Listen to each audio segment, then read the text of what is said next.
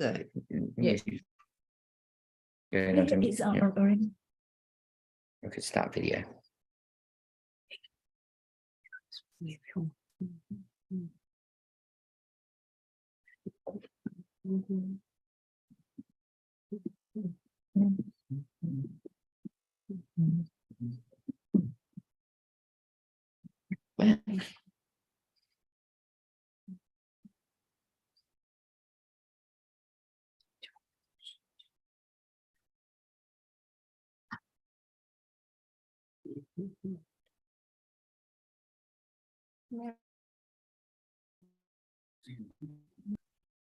Hi, hello. hi Faith, this is Abhishek. Hi Nick. Hello, Abhishek. Good evening. Lovely to evening. be here.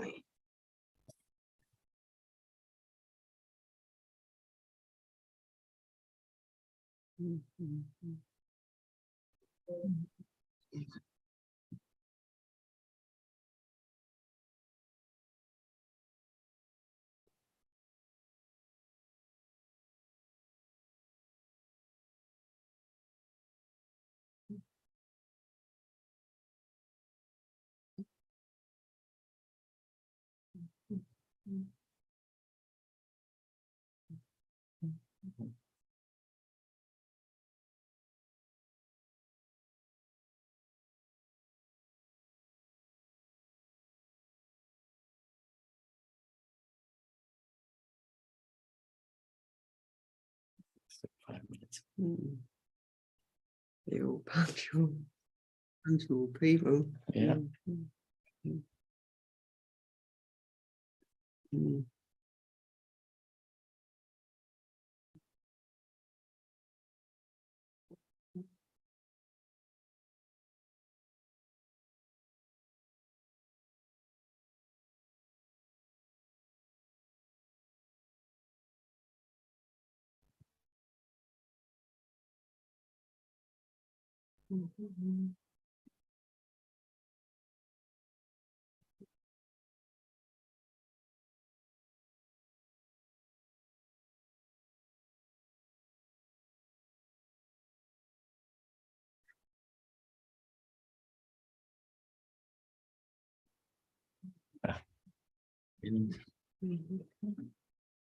A lot of people.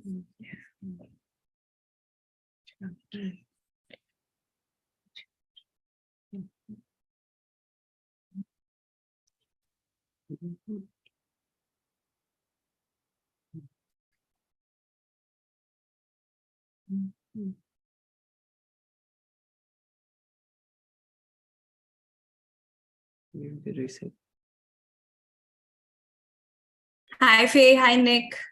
Hello. Good evening. Hello. Lovely to be with you all tonight. My name is Diksha. Thank you. So, 4:30, we'll start the session. Excellent. Mhm. So, are you running the slideshow or should we run it? So, can you do that? Yes, Would we that can. be okay? We can. We I hope have, so. yes, we have it up here. It was still on Okay. the screen. There we go. It was on. Remember, I'd loaded it here a minute ago. Amy, remember it was the one. Just for a second. I don't think I've seen it. Just... We just have to go back one back from there. That's it there. Mhm. The whole point is not open up. It's not open. Sorry about this. It was in my email. You got it there?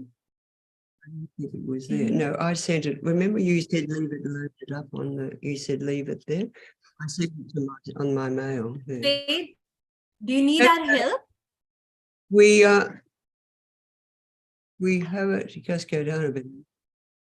We had it here a minute ago. That one there. This one here. This one. Oh, no, that's got no. No, that's yeah, not. the other one. This. No, it is further there. Here, wait a minute. Is this it here? It's right there. Oh, no. Oh, sorry, everybody. Dropbox. Okay. That's my Dropbox. Here. Here, view file. There we go. That's it. No, wait a minute. What happened then? What happened? Oh, here we go. Here. Okay. All good? I think we're right now. There we go. Can you see? Not yet. I No. haven't shared yet. No, not right now. Yeah, now we Ah. can see. Okay. Sorry about that. We misunderstood who was handling it. There we are. Okay, no issues. Okay. So now we'll go into you, won't we, Amy? So we get the full screen. Okay. So So we can start now. yes, I Good think evening, we're everyone. yes. Sorry. Good. So Good evening and welcome to today's webinar. My name is Diksha and I will be your host for this event. We are excited to have you all here today to learn about Fitzroy Reader. Today's session will cover readers 1 to 30 and the rest will be covered tomorrow. I'd like to extend a warm welcome to Faye Berryman and Nick Berryman, the speaker for today's session. The event will follow the same instruction as before. We'll put everyone on mute except for our speakers to avoid any disruptions. We also ask that you refrain from posting anything in the chat box since we will conduct a 10-minute questionnaire session at the end of this session, during which speakers will address to all your questions.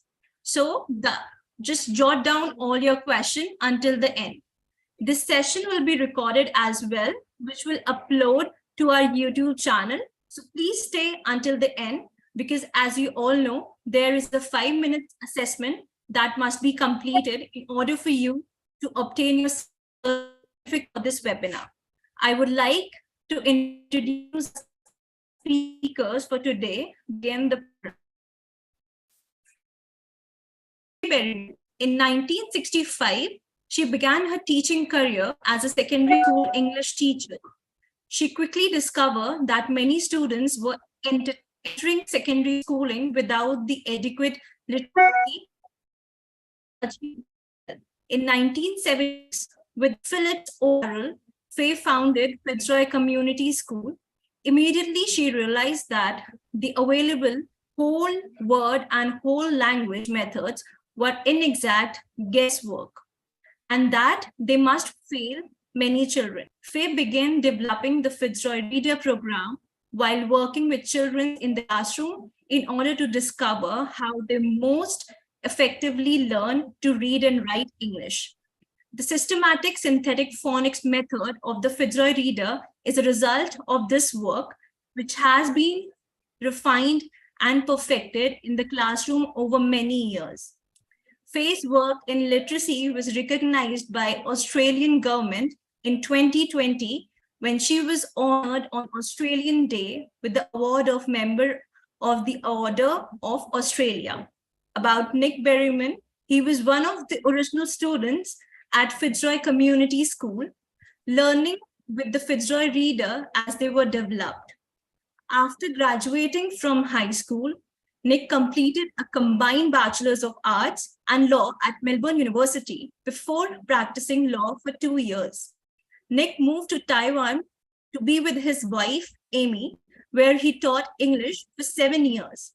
He taught all levels from kindergarten to adult. Though primarily with younger students, he introduced these students to phonic teaching and the Fitzroy Reader, and they had a great success with their English studies. Returning to Australia in 2007, he completed a graduate diploma in education. He has taught alongside Faye at Fitzroy Community School since this time. Nick also completed a Master's of Applied Positive Psychology and incorporate this into his teaching of literature through a strength-based.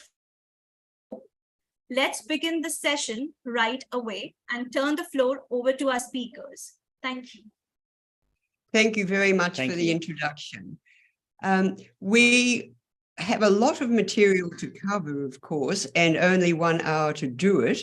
So Nick and I put a lot of time into deciding what were the points of emphasis that we thought it would be best to present to you so you could most effectively use our system. This isn't going, my dear.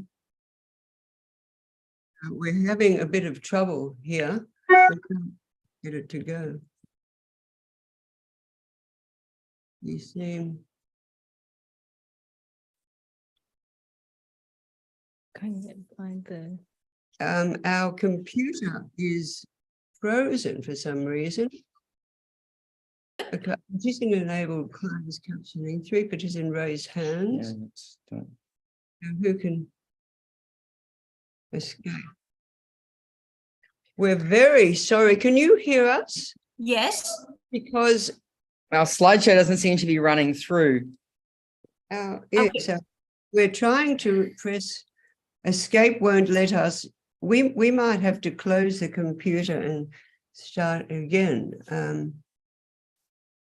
So do you want us to share our screen? If you share, yes, you have the program there, so Yes. that might be the best way to do it. Okay. Okay. Just give me 5 minutes. Yes, we're very sorry about this. We No don't know. problem. Our No screen problem. is simply frozen. Okay. So we'll share screen. Just give me 5 minutes. Okay. Yeah, very, very strange. What if we go to the mainframe? Can we go to the mainframe? Computer? Oh, yeah.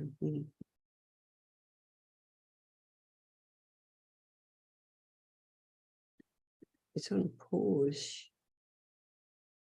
Talking. The only thing we could do, we won't better not do it now, is we'd have to close it. What if we do stop share for the moment? Do you think? I was trying. We couldn't get it to stop sharing. I can't even. Oh, here we go. What happened there? No.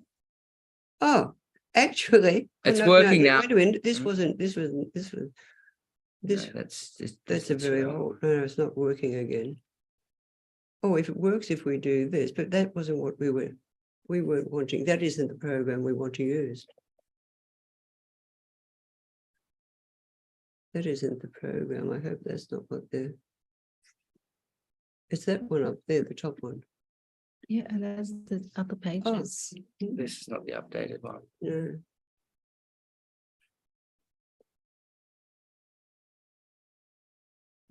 Share. Remember, Amy, I had it on my mail and you said we'll leave it there. Let's go to. We're very sorry. Yes, if it was in my mail, let's. Sent. It's not there. So Faye, our team is sharing our screen. Okay, well, let's. Yes. Amy, get out of it. Yeah.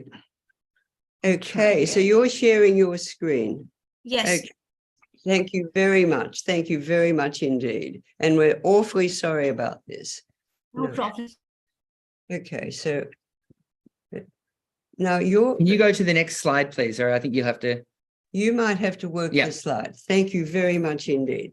So what we'd like to say to you is that the Fitzroy readers, the method of the Fitzroy readers is simple and effective.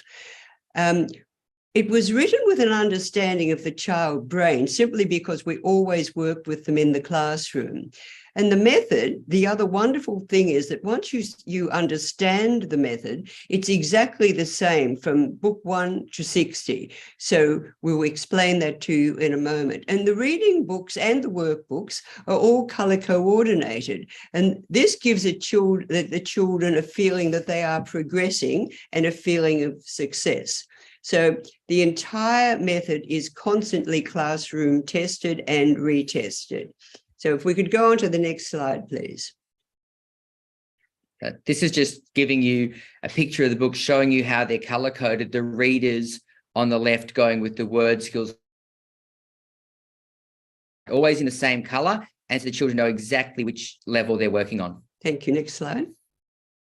The next slide, please. Thank you. So today yes, now this slide, I think, is the most important one for you to take in. Now, when we speak, we make sounds. You can hear me, you can hear Nick, you can hear each other when you speak. So we make sounds. So from the time we're tiny, hearing sounds comes, of course, before writing the sounds. English has an alphabet of 26 letters, 26 written symbols. When we write English, we use these letters to write the sounds that we speak. Now, this is very important when you're thinking of phonics. When we write English, we use the letters to write the sounds we speak. We have 44 spoken sounds in English. This is the linguists have discovered that. We use one letter for the basic sounds of the alphabet. We use 2 or more for extra sounds. That's the ones beyond the 26 alphabetic sounds. Now, learning to read means learning which sounds to speak for the letters we see. Learning to read means which sounds to speak for the letters we see printed on the page. And learning to write means learning which letter sounds to write for the sounds we speak. When I'm talking to the little people, I say to them, we're putting our talking sounds onto the page. And of course, by convention in English, we read from left to right. Thank you. Next slide.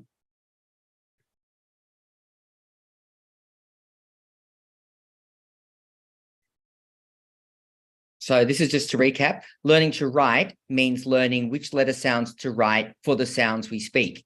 And with the children, we play a lot of games. A good ears game where we say k, at, t. What word am I making? K, at. And the children put it together to make cat. We play number ears games where we say a word like cat and we say, how many sounds? What can you hear? And they go k, at, t. Oh, that's got 3. And then writing the sounds out, we're just writing the word cat. From listening to the sounds, we're able to write it. When we're reading, we're learning how to say the sounds to speak for the letters we see. And in our method, the thing we want to reiterate is it remains the same from the simplest reader to the most advanced reader. We always teach the new sounds and any special words first, and then from them, the children are empowered. They can actually access the reader by themselves. We always do it with the teacher, but the children have the knowledge they need to read the reader, as long as they know which sound they're doing, any new rules, and any special words. Thank you. Next slide. The next slide, please. Thank you. So this is an example of the good ears game where we go, What word? The children say run, hop, even down to the bottom, picnic. So it's just to show you how we play good ears. They don't actually see the words, they just listen. Yeah, thank you. Next one. And number ears, of course, is when we say how many sounds are in the word jog. And as Nick showed you, you can put the fingers up. That's fine. We can go on to the next slide. Okay, so Fitzroy readers are a systematic synthetic phonic method. So what is phonics? Now, the thing is phonics, and you'll see down the bottom of the slide, means sound. So any phonic method uses sound. So this is what we're trying to emphasize with you, that you must realize that although the alphabet letters have names, in a phonic system, what is important is the sounds. So the phonic systems use the alphabet. In fact, any language that uses an alphabet is a phonic language. Here is the important secret, I suppose you'd say. The alphabet is a sound code, Like we have color codes. We stop for red lights. We go for green lights. Well, this is a sound code. So each letter or letters of the alphabet stands for a particular speech sound. Now, maybe a lot of you actually know this theory, but some people who have not been raised in a phonic system don't know this, so we thought we should quickly rehash the foundation thoughts of a phonic system. Having taught English in Taiwan, where they use the Chinese characters, for them, it's not automatic that it's a sound code, because the characters you also have to learn how to pronounce. There's no code behind them. Thank you. Next slide. So a digraph is two or more letters together which represent a sound different from the basic sounds of the simple letters. So there are 60 of them. If we look at the first one, A-R, for R. Now, we don't say A-R. Once you have the A and the R together, it makes a totally different sound. It makes a sound R, which is a sound we need when we're speaking English. And the same with the CH. We don't say anymore, we say ch, and that gives us a new sound, a speech sound that's required in English, and so on. Now, the silly thing, I suppose you could say, is there are 60 of them, and that is because of the way language developed. People would come up with in one part of the country with an idea, perhaps two E's together makes an E sound. In another part of the country, it might have been thought that EA was a good way to write an E sound. Ultimately, when a dictionary was first written down, both sounds were used for E, and so we are now, I suppose you'd say, stuck with that, because the dictionary said this was the way to do it. One way of doing it would have been enough, but we now have to learn two. So that's why we have 60 common digraphs, when you would say the difference between 44 and 26 is only 18. So we don't need 60, we only need 18, but we've got 60. What it does do is allow us to have words like see, as in I see you, and see, I swam in the sea, with different spellings, so it makes it easier to differentiate words. Thank you. Okay, so. Do you want me to do this one? Yes, okay. So when whole word started becoming popular, one of the arguments made was that half of English was really whole word and only half was phonic. And they'd take a sentence like the cat was on the mat and say, look, 3 words are non-phonic, that was the, and 3 words are phonic. The problem with this is that the non-phonic words are a lot of words that are constantly repeated, the same words like the, was, were, these words that are very common in English. And so English is actually majority phonic, but it has a number of commonly often repeated words that are special words that we can't sound out. So if you show us the next slide, we have a graph that shows you the, that's right. Now, most words are phonic if you learn what we call the 50 special words. Special are special cases of English spelling, and special gives it a positive learning. So if we learn the phonic rules, that's the basic sounds and the digraphs, plus another 50, we have access to, well, it's arguable, 90% or 95% of the English language. Thank you. This ladder of reading, we just put it there to reinforce that unless children learn phonics in a systematic way, many of them will not actually ever be able to read or write fluently. They'll never gain that skill. But even at the top, people without systematic phonics will never get to the level they could otherwise. Thank you. Thank you. So just a few definitions that are important. phonics, when we say phonics, we mean words that sound out. So sounding words sound out according to phonic rules. Sometimes they are sounded using just the basic sounds. For example, k, a, t is cat, and sometimes using basic sounds and digraphs like f or k, fork, and sometimes they simply use digraphs like e, ch, or a, ch. So they're all sounding words because they're using either the digraphs or the basic sounds. Thank you. Special words are the ones that are special cases of spelling. They do not sound out as they should. So we cannot fully ever apply the phonic rules. However, these words always have clues in them. So even in the word go, we've got the g behaving as it should, but instead of having an o, we've got o. In was, we've still got the first initial sound w, and we learn about what a does when it follows a w. So we also emphasize with this to the children that when there are special words, the exceptions usually come from the vowels. We often play games with them about the naughty vowels, but we're getting them to be able to access the word by looking at it and thinking, okay, if the vowel's not behaving, what other sound could it be making? Thank you. Now, we don't think, some of you may not use our alphabet book, and that's absolutely fine. We don't know what alphabet book you use or how you teach the sounds of the alphabet. What we are saying is that to teach the sounds is absolutely essential. So we're just showing you with our alphabet book, to read our book 1, we need to learn 13 letter sounds, and then we can read the book. You might say, well, why do you do that? We like to get them reading because it's a feeling of success. If they think, oh, we can read, they want to keep reading. So we make it as simple as possible to start with.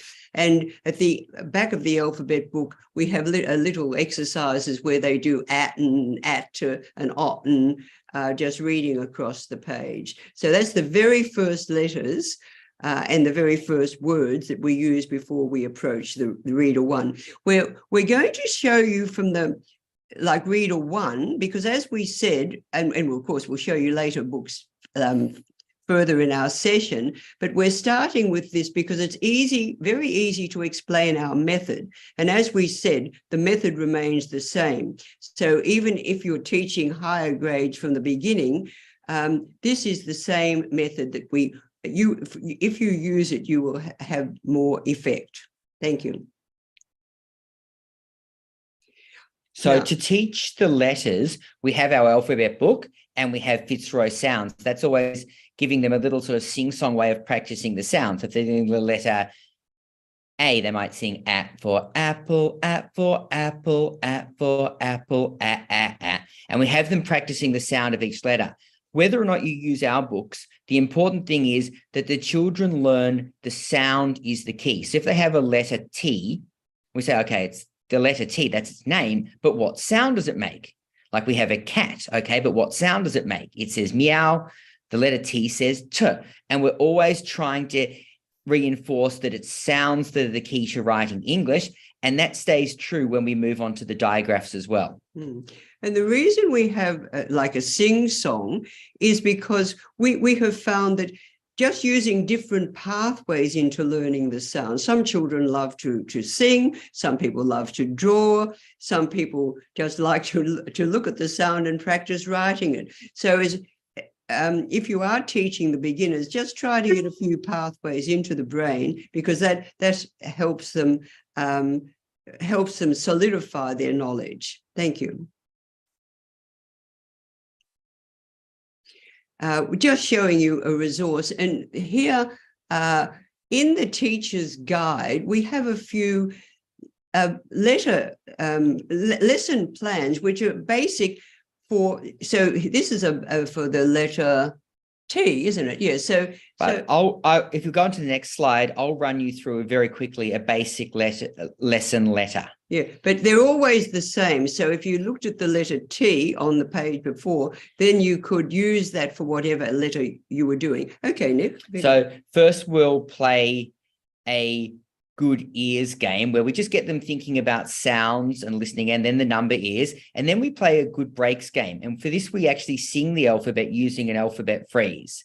One thing that's really important with the alphabet freeze is that all the letters make their sound. So if you have a letter freeze and under the letter I, it has ice cream, we wouldn't like that because it's not saying it. Or O, you often get owl, but that's not saying O. So we're finding one where it has an igloo or an orange.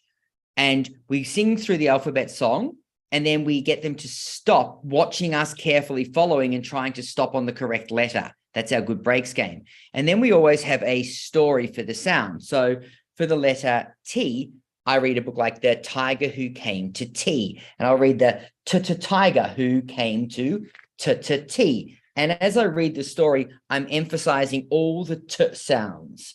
So I might read, once there was a little girl called Sophie, and she was having tea with her mummy in the kitchen.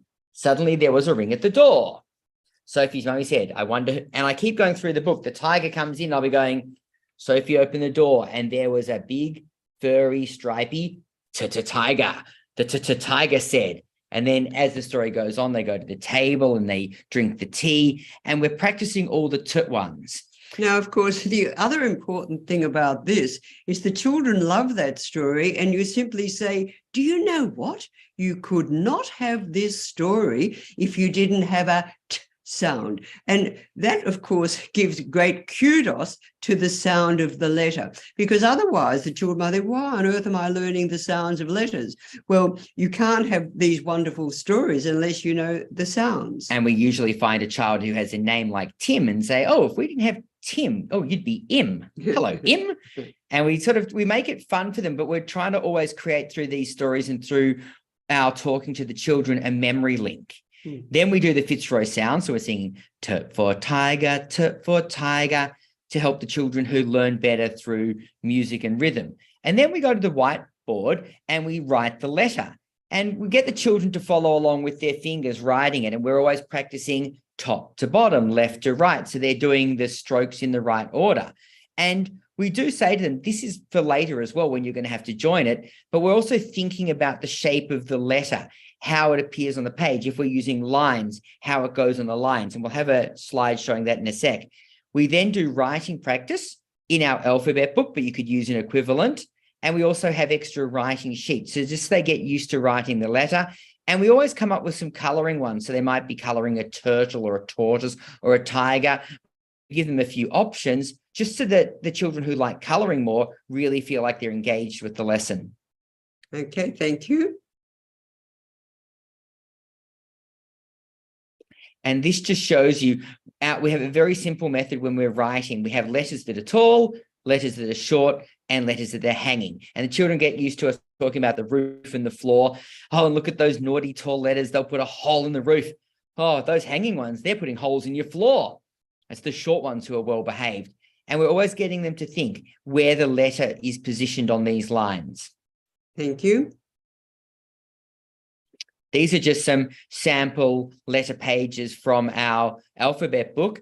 And you can see we're practicing both writing and recognition. So at first they're writing for apple, and we always give them a starting point, a star, where they start and show the direction. And then they're finding like at for apple, circle the at for arrow, circle the at. So they're going through both writing and recognizing the letters. And that's a little slip. That picture on the bottom right is just showing you how we sing from the alphabet book. And the children are also getting the basic idea of reading left to right and following along as we sing. Okay, thank you. So here is our method. First of all, when we've got the first readers, we sound out the words and we repeat them as whole words. So we'll go inside the book in a moment. Finger under the word to keep concentration and no guesswork. So that's all. That's just the front cover of our first book. Over we go, please. Next one. So before reading, on every single reader in the whole method, we always do the A sheet. The A sheet is practicing the sound that we're focusing on. In the first level, it's at. as in cat. Later on, we might have AR. Excuse me, Nick, I don't think we said we're now in our word school books. This word school books are the workbooks, and these accompanying the readers. So what Nick is saying, before we read a book, we go to our word schools, and this is right throughout. Whatever level you're at. So we go to the word school books. We look at the A sheet for the sound, the phonic sound, and then we look at the B sheet for this practice, the special words that come into that. And in the first reader, the special word is the word A. A when it's by itself, not when it's in a word. So we say a can, a can, a pan, a pan. And we're practicing A by itself. Now, in Australia, particularly when we speak English, we just say, oh, it was a can, it was a pan, it was a bat. But we don't want the children to think it's a, because then they can get confused with the letter U and the sound it makes.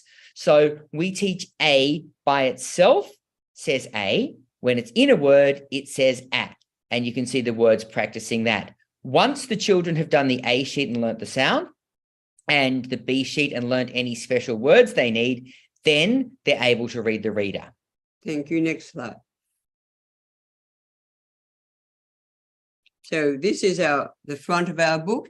So we would say a at fat at cat, a fat cat. And then obviously on the, yes, and so a at a mat, a at a rat. Over we go. Thank you. And this is just showing you the last pages. I'll just do the last one. We'll read a at rat, otten on, a at bat, otten on, a at cat, itten in, a at hat, otten on, a at mat, a rat on a bat, on a cat, in a hat, on a mat. And we've gone through the whole reader like that, just sounding it out and then reading it back. So what the children have done by even getting to the end of this first book is that they realize that words are sounds put together. That's a very important understanding. So even we of course, we don't read higher levels like that, but occasionally it's good to pick out a word and have them sounded out, because in a phonic method, most words, in fact, do sound out. We'll show you some of the higher ones in a moment. But this whole thing, and why we're laboring it, only reader one, is to establish the methodology. Okay, thank you. After we read, we always go to the comprehension page, because we know that sometimes children can sound something out, but they also have to understand what it means. Comprehension is the key. So we always do the comprehension page there. And we have the E page on the right. That's our word find page. And we also have the game at the bottom where we say word chasey. That can be used in a couple of ways. If children need more practice before they read, we can do the word search first, reading out the words and then finding them. Otherwise, that's a really good exercise for the faster finishers to do while they're waiting. Mm-hmm. Next slide, please. And again, this is true for the other levels. Now, further exercises, there's always further exercises at different points. And the faster, sometimes not all students finish them all, but they're certainly exercises that the teachers can use as they wish. Here we have completing words and the basics of composition where they're trying to put together sentences. But as the readers progress, these will move on to punctuation, grammar, and all the basic knowledge that the students need. Okay, thank you.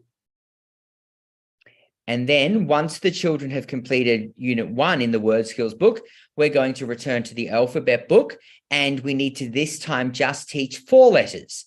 With 4 more letters, they're able to read the reader a big pig.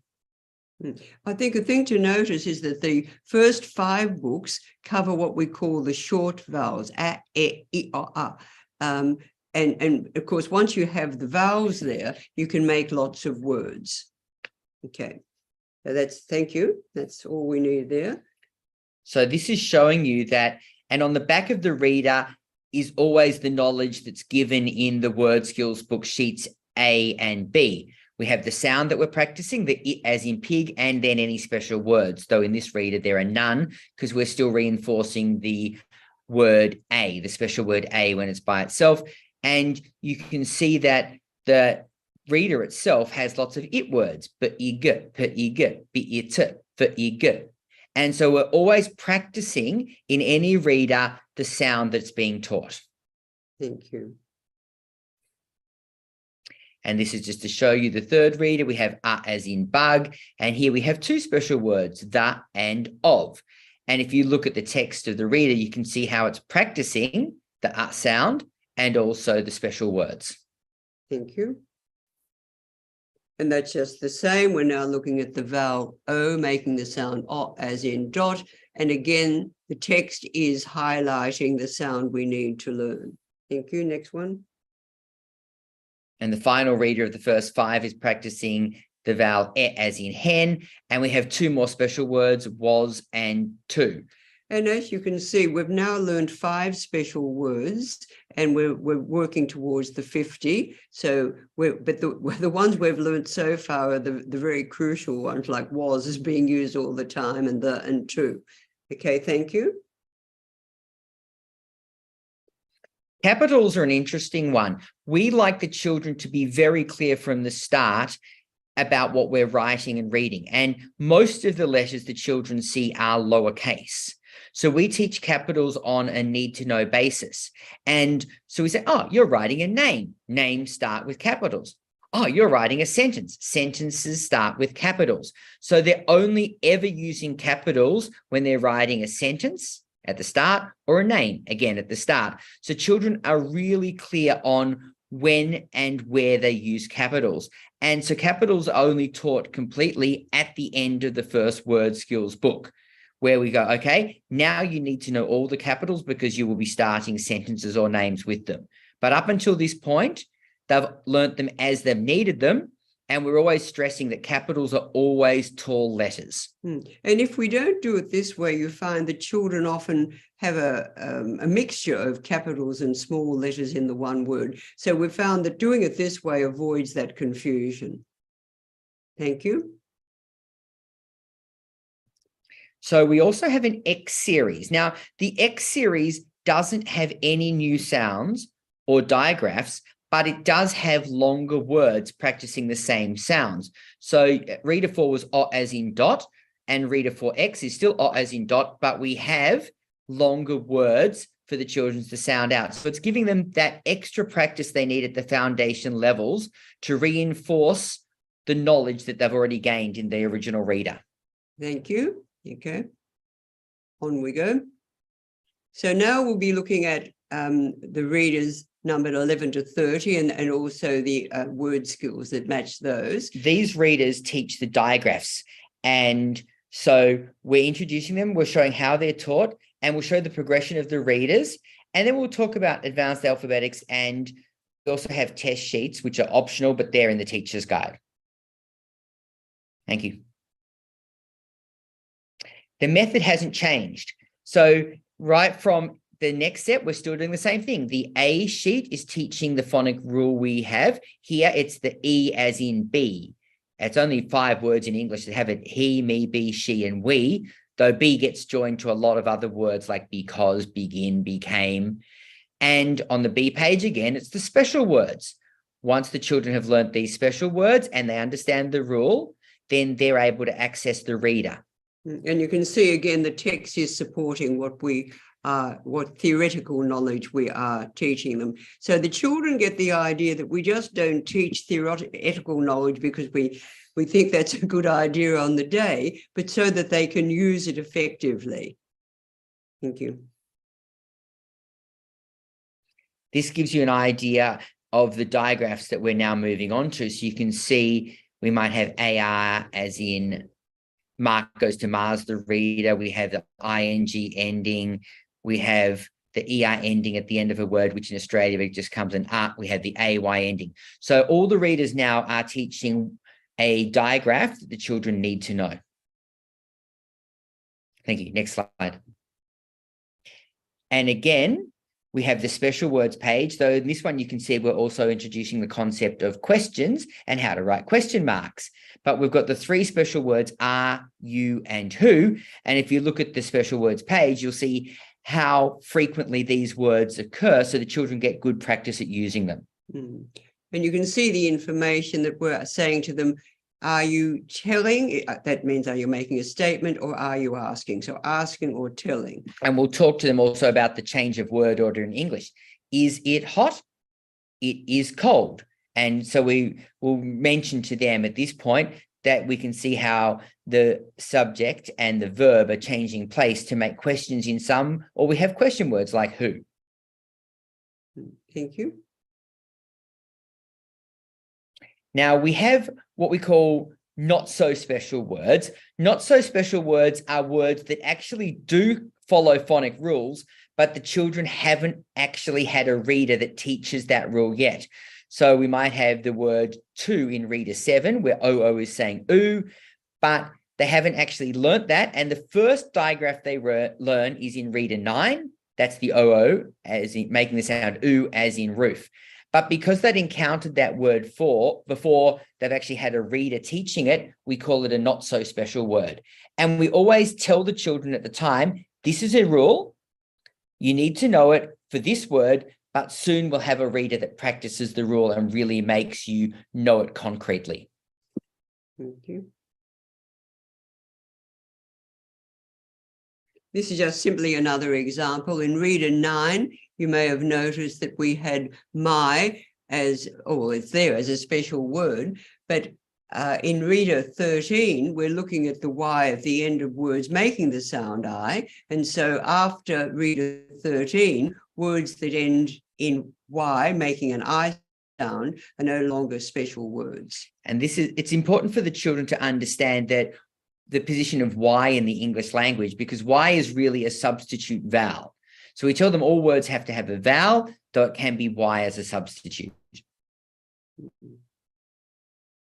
And in fact, words that come from English and not imported from, like spaghetti, which is Italian, you cannot have an English word ending in I. So when they're little, we say, oh, so the letter I dresses up as a Y. And here you can see reader 19, where we're teaching the digraph R as in car. And if you look at the text, you can see Mark had a little car. So they're getting a lot of practice in the text on every rule we're teaching. The text always reinforces the knowledge that they've learned in the A sheet and also the special words. Next slide, please.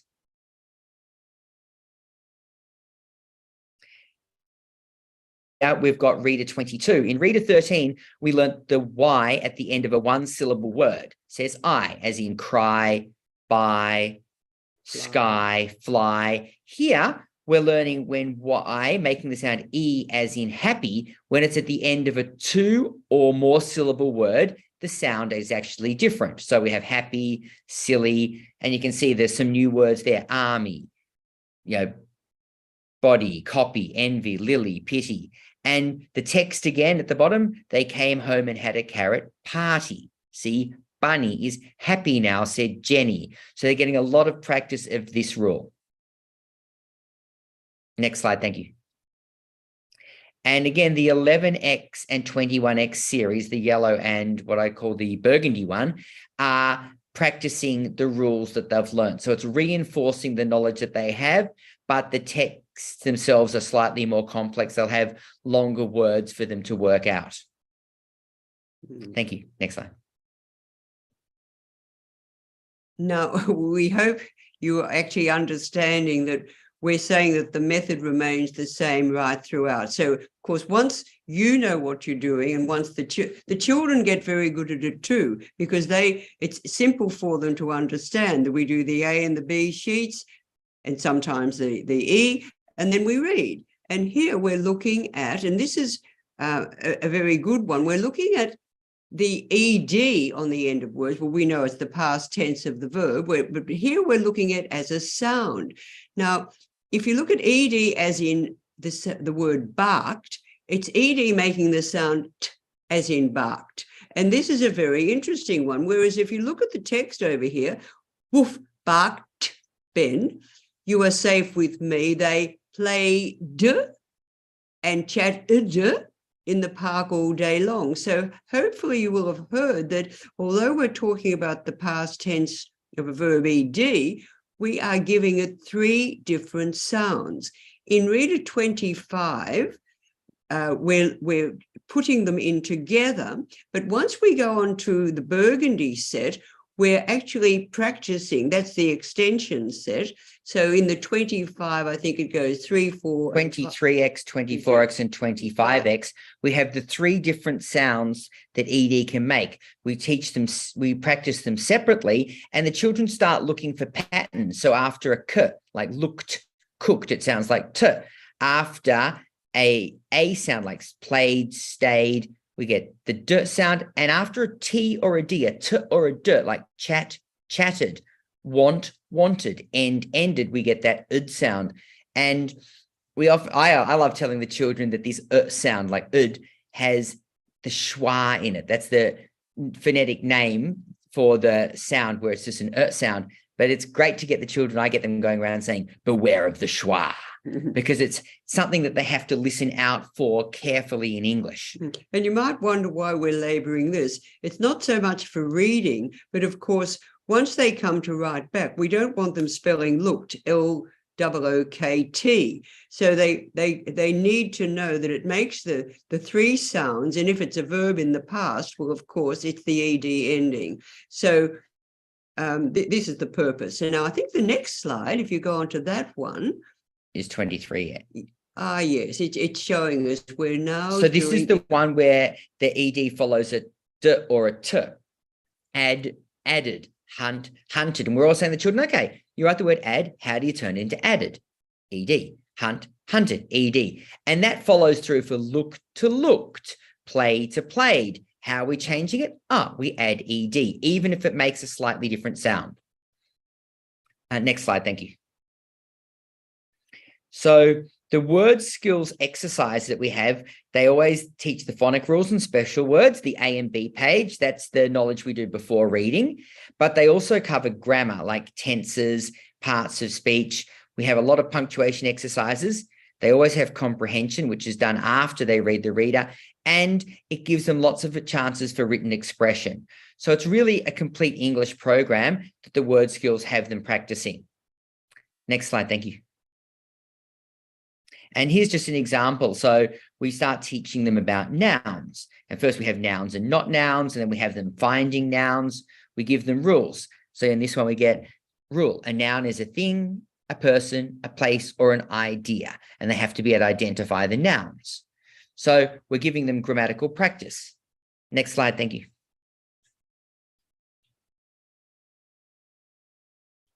We give them apostrophes, and we tell them apostrophes only occur in 2 places.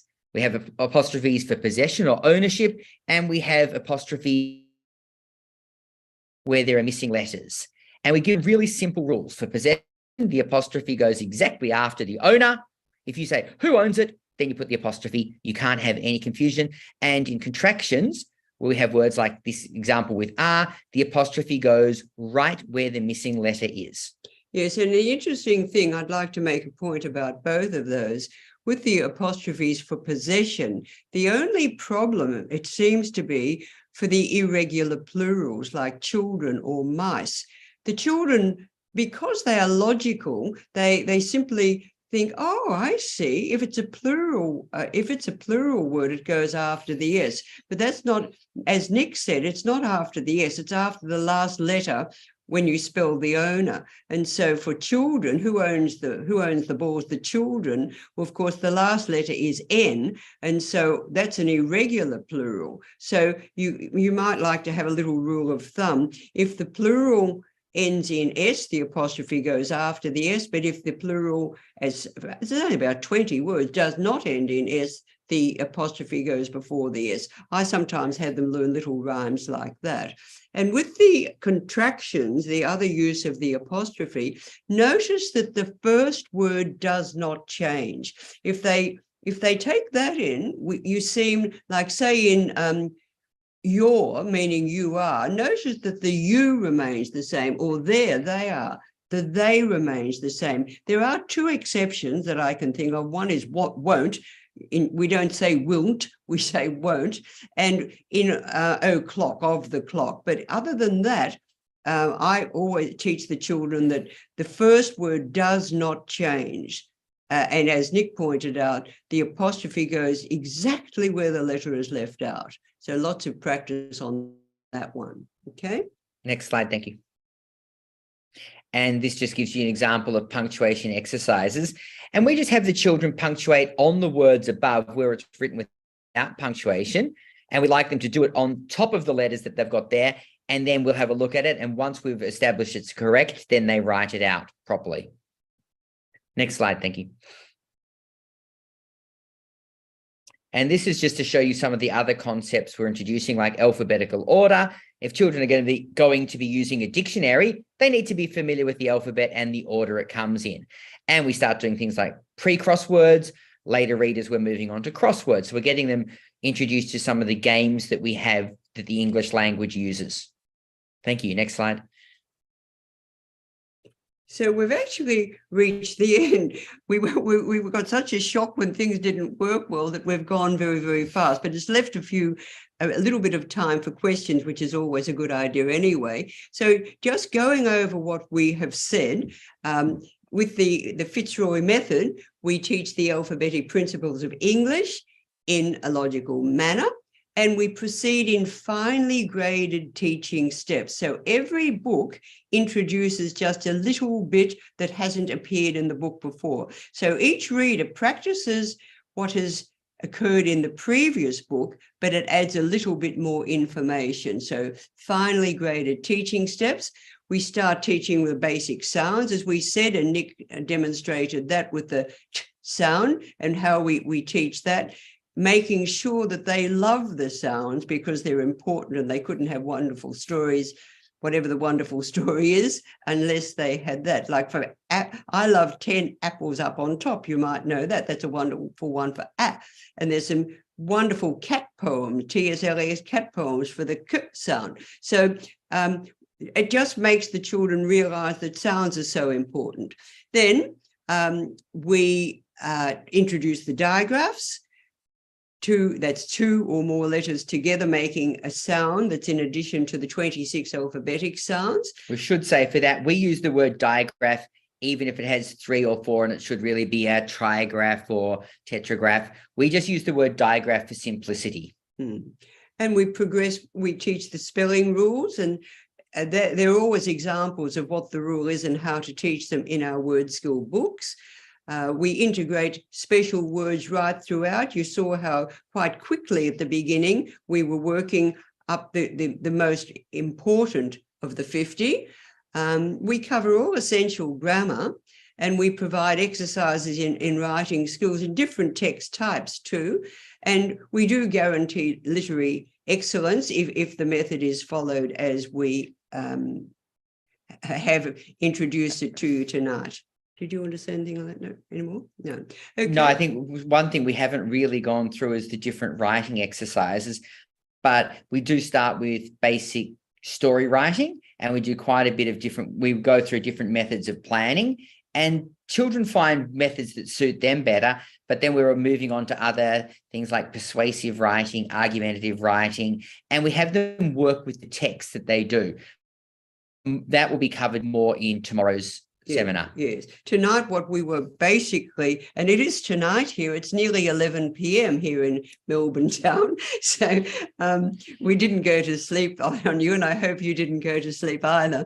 But so tomorrow night, we're looking at the higher levels and a little bit more about planning and writing. Yes, right. But today was really to make sure that you understand the system and the method and how it doesn't change from reader to reader as you progress through, so the children have a real security. They know what's coming, they know what's expected, and they know with this incrementally small bit of knowledge, the new rule and any special words, that they have access to a whole new reader and really to a huge range of words that the English language possesses. Okay, well, thank you very much.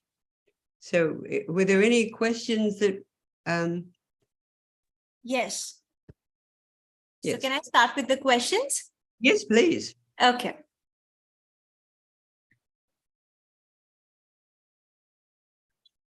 Okay, so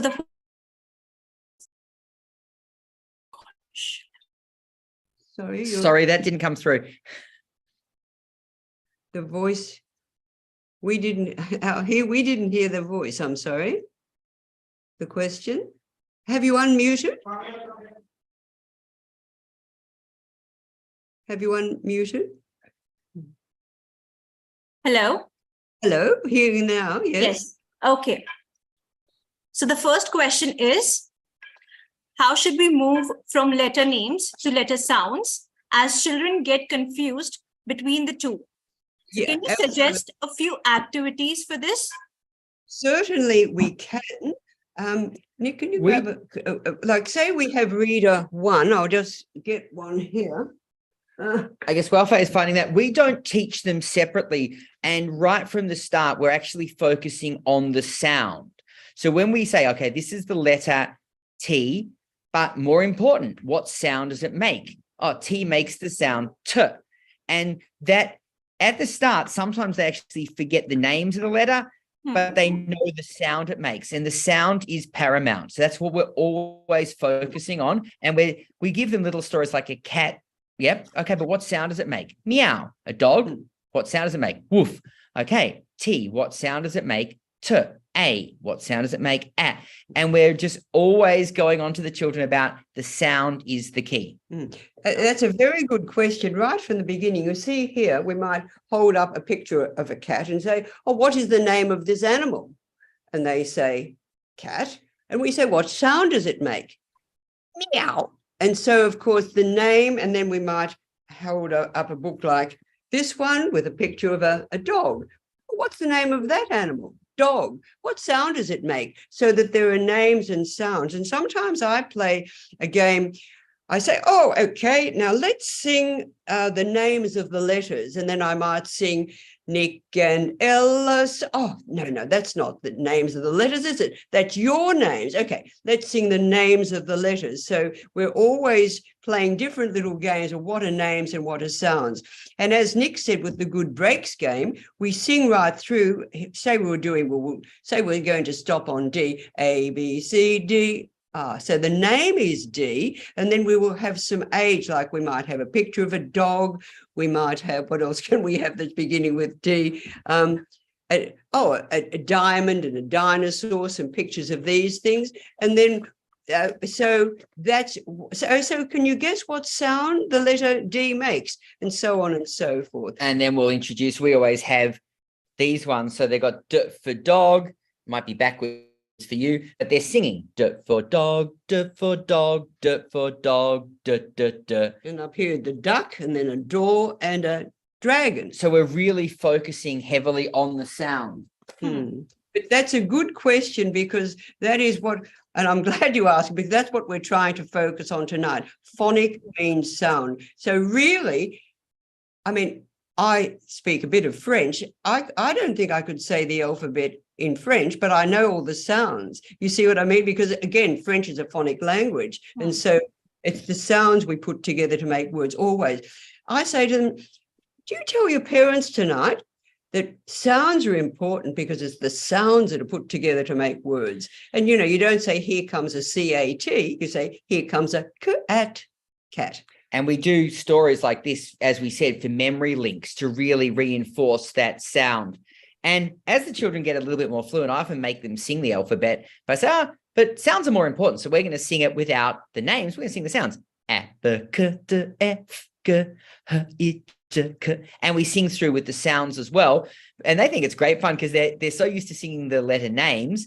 And to have to do the sounds actually really challenges them, but it reinforces it. Good question. Okay, thank you.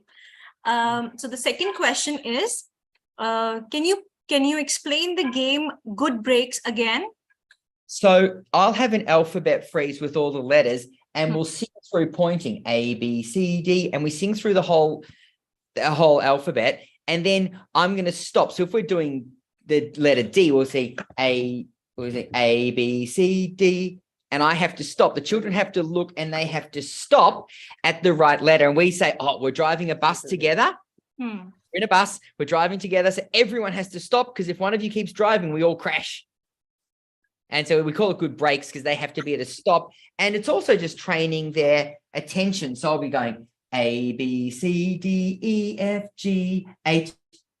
Oh, and hopefully none of them crashed. And I go, oh, who crashed our bus? We make into a game. We say, oh, what letter? H. Ah, and what sound does that make? Oh, H says, H. So H for hot, H for hat. And we'll go through some words that they can think of that start with that sound. And then the basic lesson that we gave you that you should have on. But they do love that because, you know, that teaches them to concentrate and to concentrate on what letter and sound we're doing for that day, because they don't like to be the one that's crashed the bus. Oh, I've got a couple of naughty little boys this year who always want to be the one who crashes the bus. But even then, they're still focusing on the letter and the sound, and they know they've gone past it. So it's really trying to create as many memory links as we can. Thank you so much. What are close exercise in word skills, and how important are close exercise? They're the ones where they're finding a word from the text. So those exercises will have a sentence with one word missing. I think they're important because in today's life, we come across so many documents that we have to read, and we have to be able to read quickly and scan for information. Yeah. So these exercises, excuse me, are trying to get the children very good at one, remembering, but also just scanning and finding information. Yeah. We say it is actually the beginning of scanning. Okay. Of course, is very essential, as Nick was pointing out. Okay. Faye, if a child is 8 years old, maybe in grade 2nd or 3rd, which reader should the child start? Should he be first introduced to first reader, or do you have any intervention program to offer? Sometimes, rather than starting with the first set, the X set is a little bit more sophisticated, and it covers, because it's like an extension, it still covers the same. So it's probably a better one for an 8-year-old to start with. But it's really interesting there. I think it's good to acknowledge that the child has a problem. You can say, well, we don't know whether the teacher didn't teach you properly, or perhaps you weren't concentrating. But if you follow this right from the start, which may seem a bit easy for you now, you will be very good. But we don't want you to have any gaps in your knowledge, so we're going to start from the beginning. I think the key for the child is we don't want gaps, but also if a child's older, they can actually learn at a greater rate. So I'll often say to them, you know, we might see if we can cover 6 months' work today, because we're going to go through some of the letters, make sure you know them, or we're going to read readers 1 to 5 and 1x to 5x with the basic vowel sounds, just to make sure you've got the concept of sounding out and how we put English together, but we can actually proceed at a greater rate. And I'll always reinforce that. Look, I know you're older, but we don't want you to have any gaps. We need you to understand our system. So therefore, we're going to get this knowledge, but we will be progressing a lot faster. Okay.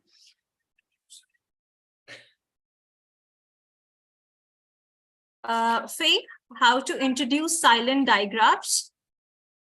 Well, we play a couple of games, and I mean, we weren't sure how much time we had. How we do it 2 ways. We can call it cooking with letters or mixing paint. And now we have silent digraphs. Oh, the what? I was actually going to ask, what do you mean by when you say silent digraphs? What did we mean by silent? Was it silent? Is that the word you said? Silent? Yeah. Silent. The digraphs will be the silent letter. So we teach them as we always teach the digraphs as a combination. So we don't focus on the silent letters. We focus on the sound that it makes. So if you've got one like T-I-O-N, we say, oh, this is the digraph shin, like action. Okay. Fraction. So we're teaching it as T-I-O-N makes the sound shin. Yeah. We don't do it letter by letter. So letter by letter, you'd be going to, I, o, n, and so obviously it's nothing like that at all. So we're teaching them that this combination of letters has a new sound. So that we don't actually ever call it silent. We just says T-I-O-N says shin, and E-W says ooh, and we just go through the new sound that it makes. And the game that Faye gets the tinies laughing as she plays for teaching them, the first one, like O-O, we do cooking with letters, or A-R. We get them and we mix them up and we put them together like we're making a cake. And Faye will give them a whole story about a cake, and you put the things in. And can you say, oh, I want my eggs back now. I don't want a cake. I want my eggs. Once you've cooked it, it's made, you can't get it back. And once you've cooked these letters together, this is the sound that you get. And of course, English is a very rich language because it comes in from many, many cultures. Like the T-I-O-N comes in actually from Latin, and the PH comes from Greek. And so you can get the children really interested by saying, oh, you know, it's a wonderful language. It's got more words than any other language, only because we go around, we think, oh, here's a good one. We'll get it from Greek, we'll get it from the Vikings, you know, and they get really interested in that. So rather than think, oh, goodness, why would T-I-O-N be shouldn't say, of course, this comes from very ancient language, Latin, and they become very interested in the whole history of language. And of course, that is why English is such a rich language. I mean, for the children, English has over twice as many words as any other language. So when you've got English got to over 1 million words, if you don't have phonics, I mean, phonic rules give you access to over 900,000 words, which is an amazing number. And you cannot learn these words just from memory. There are just way too many. So this is that's why we're always focusing on the sounds and the phonic rules, because it's the only way that they can access language. And that's why we have a language like Chinese. You might be literate when you've only got, you know, maybe 5,000 characters is very literate in Chinese. I think. We're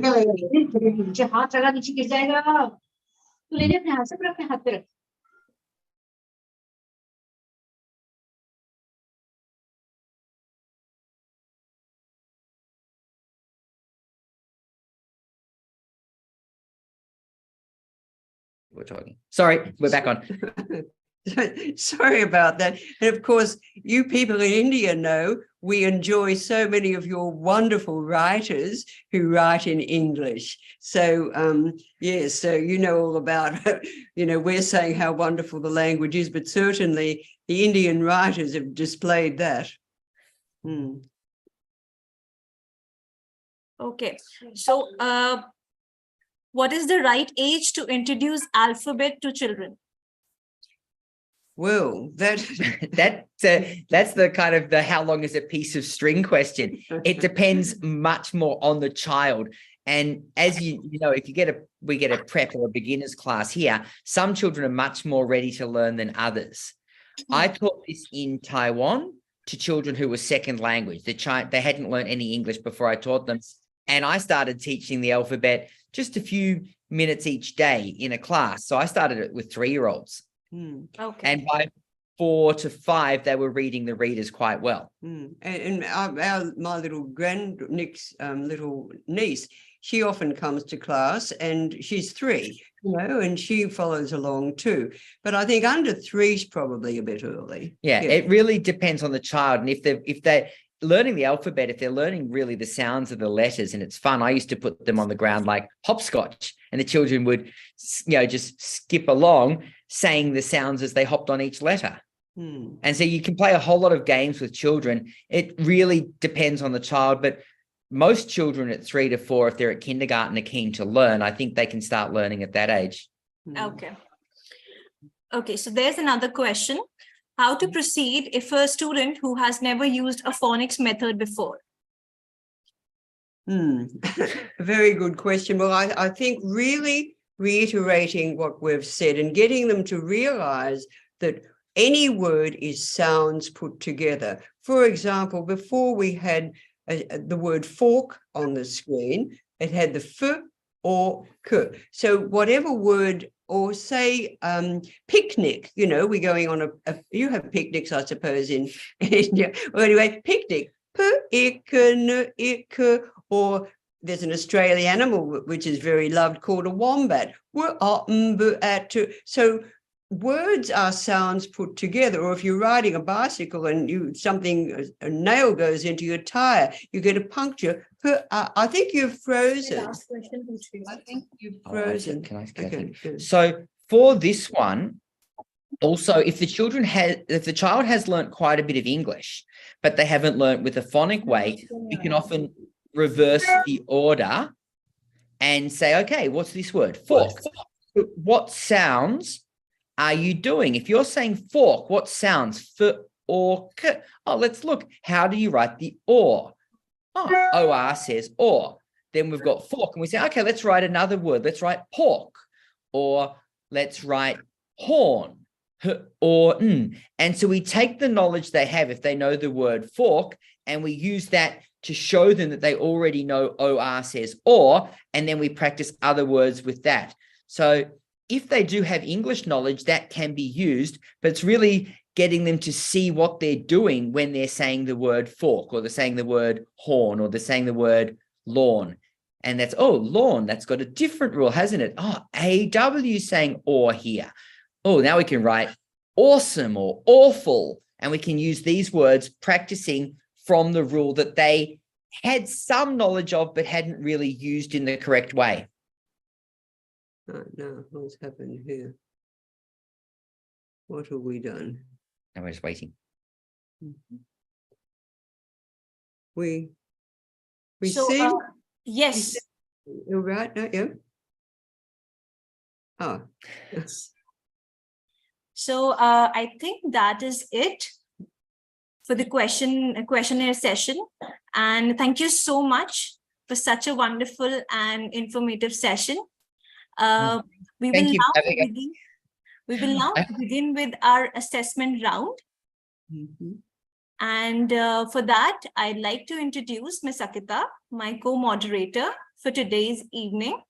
She will instruct us all on how to conduct the session. Over to you, Ms. Akita. Thank you. Hi, everyone.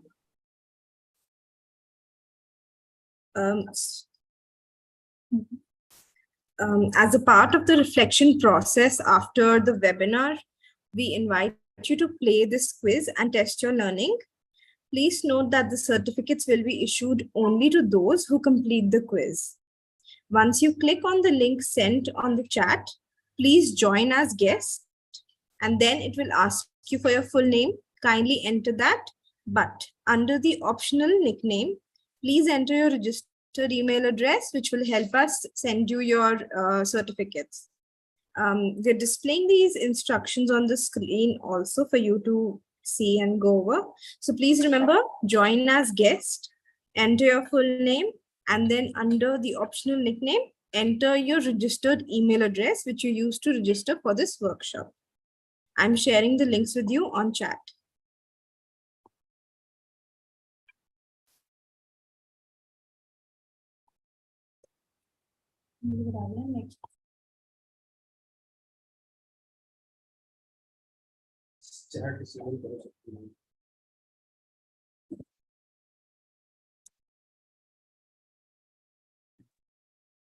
Please click on any one of the links.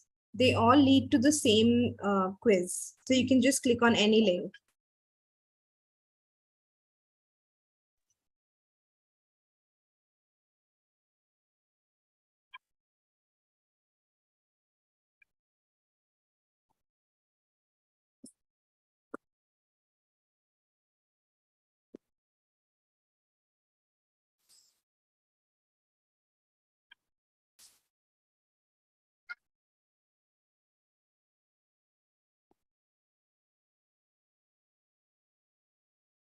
I hope everybody has been able to join the quiz.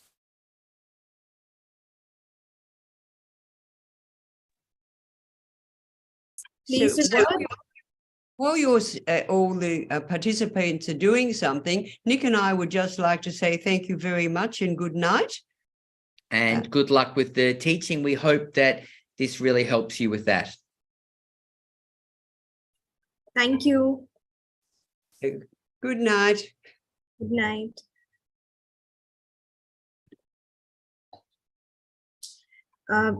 Dear participants, please remember that you will be issued the certificate only if you complete the quiz. So kindly complete the quiz and then you can leave the meeting once you've completed the quiz. Thank you so much for joining us.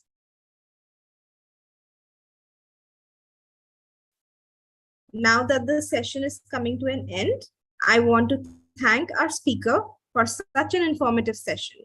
Also, I want to thank everyone for participating in this session and being so engaged. At the same time tomorrow, we'll host a second Fitzroy workshop. We're hoping to see you there. Thank you so much, everyone, and have a nice day. Kindly complete the quiz, and then you can leave the meeting.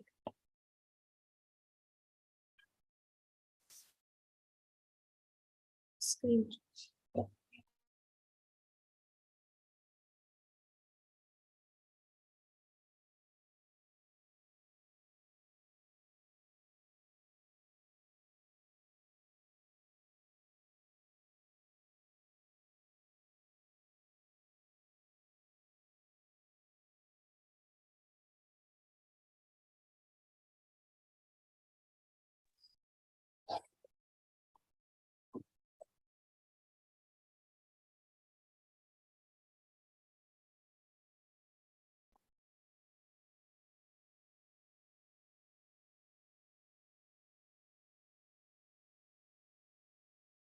If you're facing any problem in completing the quiz or joining the quiz, kindly let us know. We'll help you out.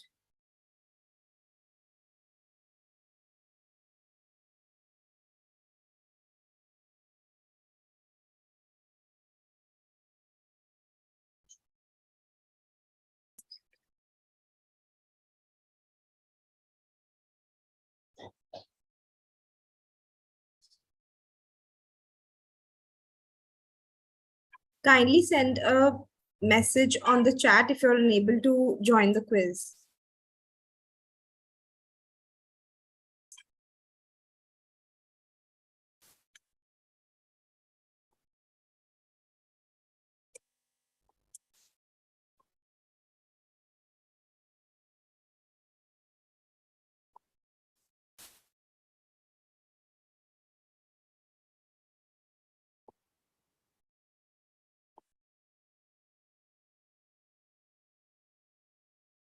Please do not enter your email to log in.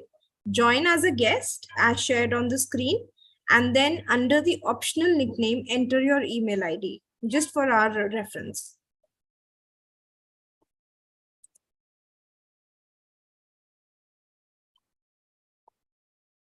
Please share the link again. Yeah, sharing.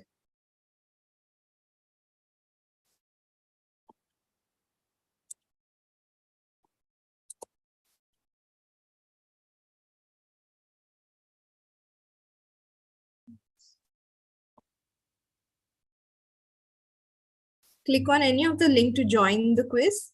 And once you've completed, you can leave the meeting.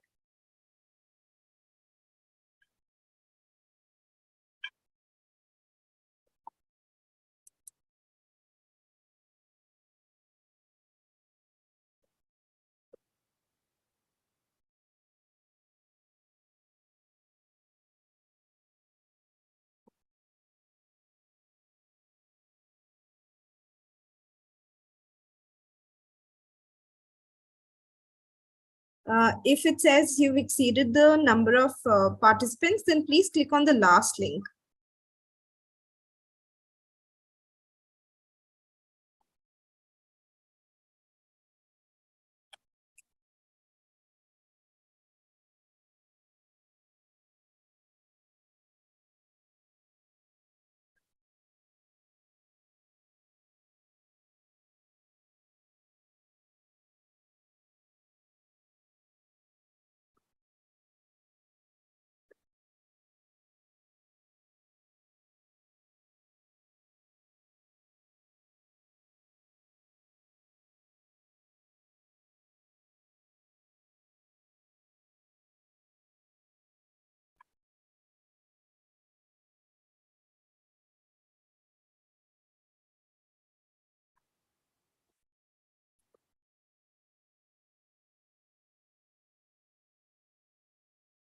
please click on join lesson after you've entered your full name and your email ID under the optional nickname.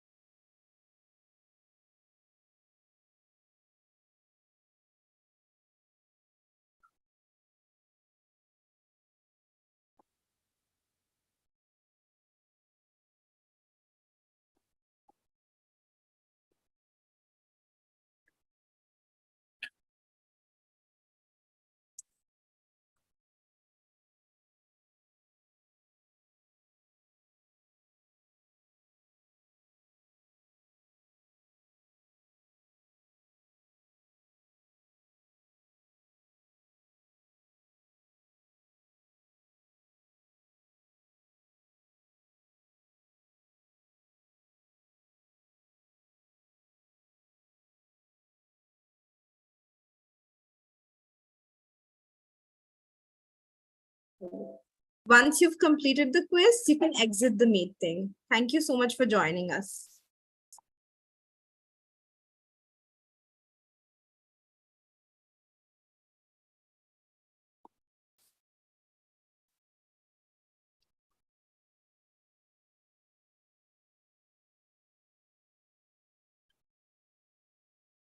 If you've submitted all the answers, you can leave the meeting.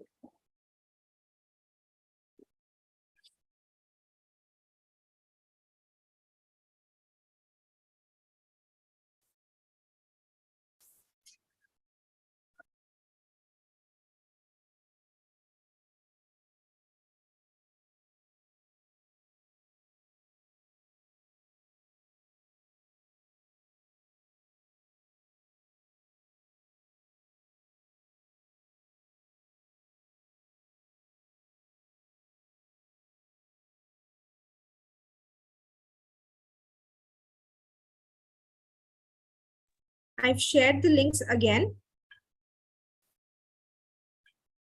If anybody missed them.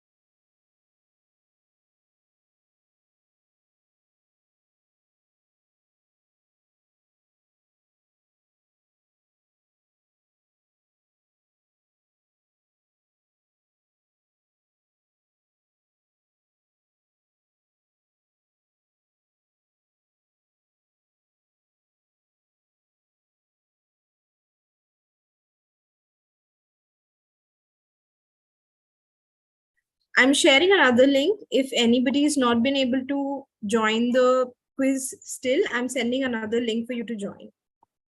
If you've not been able to do it yet.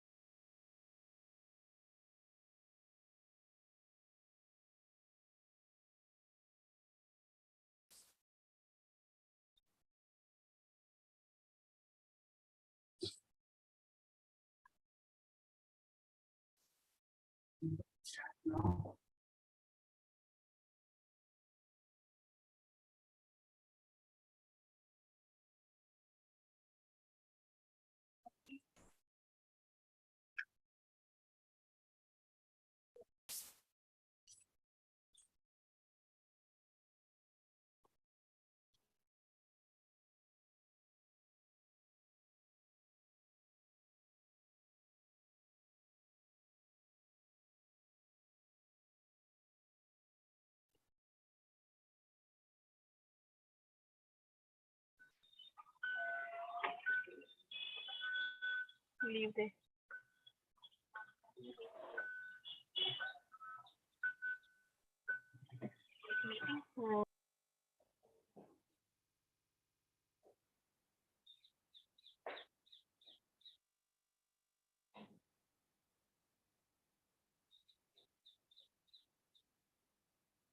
I hope everybody has been able to find the links, the new links that I've shared 2 links now.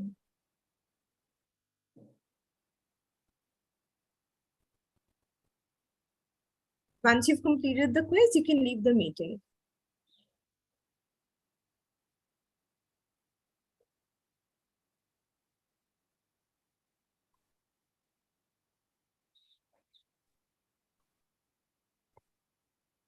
I'm not able to open the link. You can just click on the link and it will open. No, it is not opening. Okay, you can send me your email ID on chat and I'll share it with you. Okay. Not opening.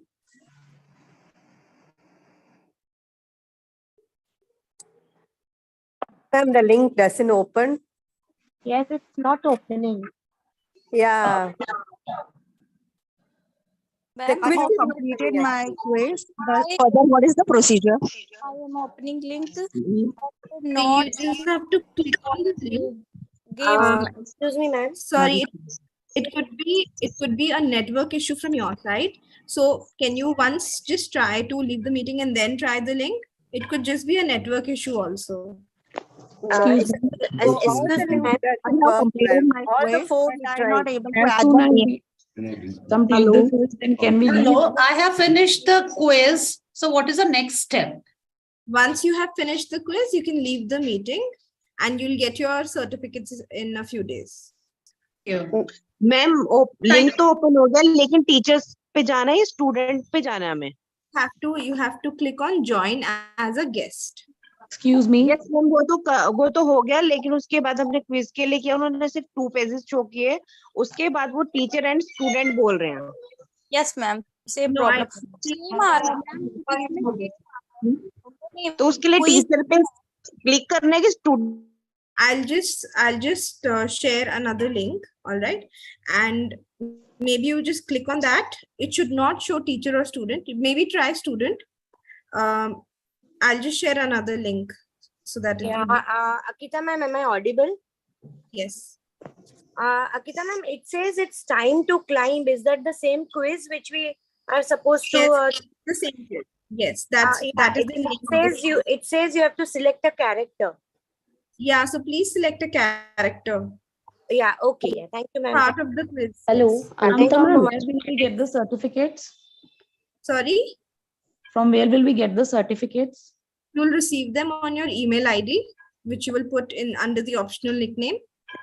But I have not put any email ID. Yes, same thing, ma'am. I'm not I have able to completed my write the quiz. email ID. I have clicked on the link and the quiz has started and I have just completed the quiz. Okay, that's okay. We'll check your name and find out. Same Ma'am, thing. even same here. I have Ma'am, we have completed my not entered any quiz. name and anything else. We Okay, have maybe just you clicked on just the logged link in. and it opened and we have That's okay. That's okay. Maybe you just logged in and it took your name and email ID. That's fine. Good evening, ma'am. Same here, ma'am. That's okay. No problem. Maybe you've logged in. I've That's completed my quiz, but no other option. Ma'am, can we do this quiz again? Option. okay. No, just once. Ma'am, I have Okay. completed my Ma'am, quiz. actually, I forgot What I have to do write now? my email ID. That's why I'm asking. I've written my name, but I have not written my email ID. So is there any problem? Ma'am, I have completed the quiz and it Hello, is am I saying audible, ma'am? If you've not put in your email ID, that's okay. We'll find it out. Okay, ma'am. Ma'am, can you So please all- excuse me, ma'am? Good evening, ma'am. Am I audible to you? Yes. the Can character I send is this link to my selector, email it's ID? not going in. Before I unmute everyone, please see that all those who are doing the quiz right now, or those who have done it, can leave the meeting, so that we only have the people who are not able to log in, we can help them out.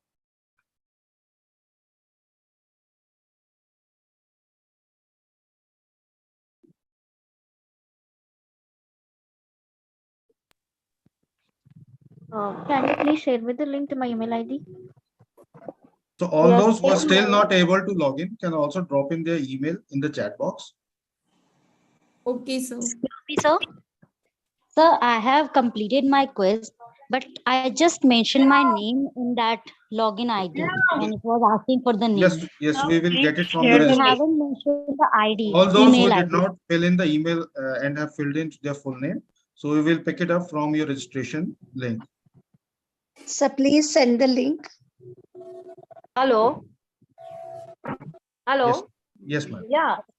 Good evening to you. I submitted the questionnaire and got a congratulations link. So is So that you okay? can leave the meeting Can now, I ma'am. leave the meeting? All right. Yes. Thank you so much. It was really nice. Thanks a lot.